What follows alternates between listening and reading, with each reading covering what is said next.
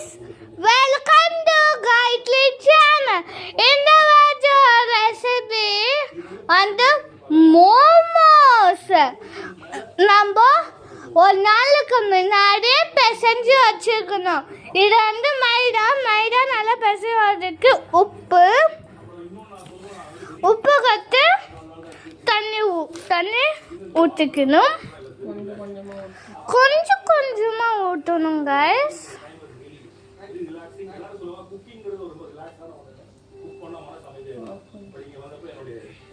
பாருங்க கைஸ் எவ்வளோ மாவா ஆகுது பாருங்க கைஸ்.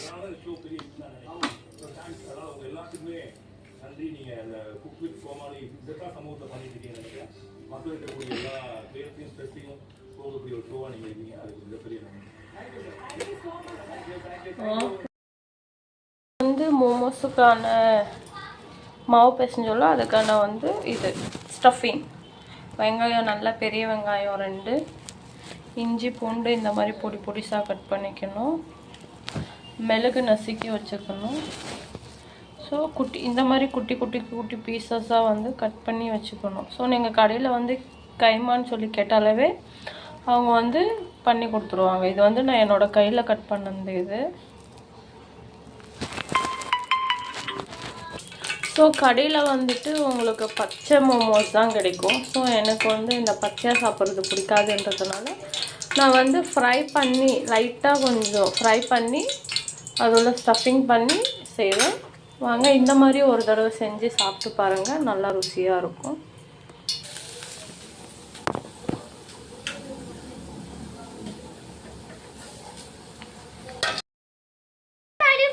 செஞ்சு எடுத்துக்கணும் கைஸ். இப்போ இது இட்லி குண்டால போட்டுக்கணும். எண்ணெய் அப்ளை பண்ணிக்கணும். ஸோ இந்த இதில் எண்ணெய் அப்ளை பண்ணிக்கணும்.